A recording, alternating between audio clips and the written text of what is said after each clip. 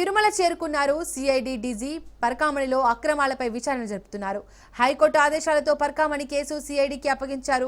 పరకామణిలో చోరీ చేసిన రవి అక్రమ ఆస్తులను టీటీడీకి రాసి లోక్ అదాలత్లో కేసు రాజీ కుదుర్చుకోవడంపై తిరిగి దర్యాప్తు చేస్తున్నారు. సిఐడి డీజీతో టీటీడీ బోర్డు సభ్యుడు భానుప్రకాష్ భేటీ అయ్యారు. తన దగ్గర ఉన్న ఆధారాలను ఇచ్చారు. పరకామణిలో జరిగిన అక్రమాలపై విచారణ జరిపి కోర్టుకు నివేదిక ఇస్తామని సిఐడి అధికారులు తెలిపారు. పరకామణి అంశం పరాకాష్ఠకు చేరుకుంది.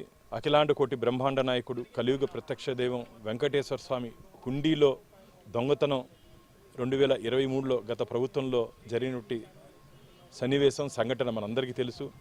దాని మీద అత్యున్నత న్యాయస్థానం 13వ తేదీ లోపల ఆ రికార్డ్స్ అన్నీ సమర్పించమని చెప్పి సిబిసిఐడికి ఆదేశాలు ఇవ్వడం జరిగింది. కొన్ని కారణాల వల్ల వాళ్ళు దాన్ని సమర్పించలేకపోయామని చెప్పారు. దాని మీద నిన్న చాలా గట్టిగా హైకోర్టు పోలీస్ శాఖని హెచ్చరించడం జరిగింది. అందులో భాగంగా ఈరోజు రాష్ట్ర ప్రభుత్వం నుంచి సిబిసిఐడికి సంబంధించిన ఉన్నతాధికారులు ఇక్కడికి రావడం జరిగింది.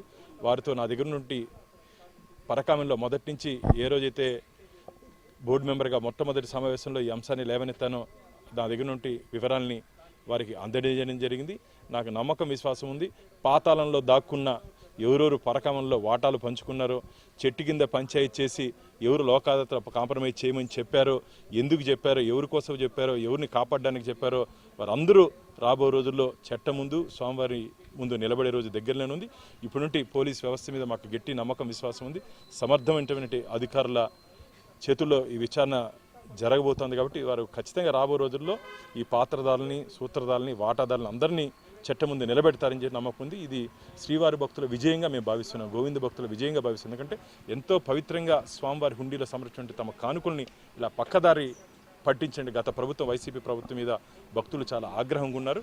రాబో రోజుల్లో వెంకటేశ్వర స్వామి ఆగ్రహం కూడా వారి మీద ఉంటుందని చెప్పి తీవ్రంగా హెచ్చరిస్తారు. ఈరోజు honourable high court of Andhra Pradesh orders మేరకు తిరుమల తిరుపతి రావడం జరిగింది. డీజీపీ సిఐడికి ఆదేశాలు ఇచ్చారు. వెళ్ళి టీటీడీ బోర్డు రెజల్యూషన్స్, మన పరకామణి కేసు సంబంధించిన బోర్డు రెజల్యూషన్స్, తర్వాత లోక్ అదాలత్లో ఏదైతే కాంప్రమైజ్ చేశారో దానికి సంబంధించిన ప్రొసీడింగ్స్, కోర్టులో ఉన్న డాక్యుమెంట్స్ ఏదైతే వీళ్ళు సబ్మిట్ చేశారో అవి, తిరుమలలో 1 టౌన్ పోలీస్ స్టేషన్ ఏదైతే ఉందో దాంట్లో ఉన్న సిడి ఫైల్, తర్వాత సంబంధిత రికార్డ్స్ అన్నీ కూడా సీజ్ చేసి హైకోర్టులో అప్పజెప్పాలని చెప్పేసి ఆదేశాలు ఇవ్వడం జరిగింది. అన్నీ సీజ్ చేస్తామండి. దానికి సంబంధించిన పరకామణి రిలేటెడ్ సంబంధించిన డాక్యుమెంట్స్, సీసీటీవీ ప్రొసీడింగ్స్, ఇప్పుడు దాకా జరిగిన దానికి సంబంధించిన డాక్యుమెంట్స్ అన్నీ కూడా సీజ్ చేయడం జరుగుతుంది.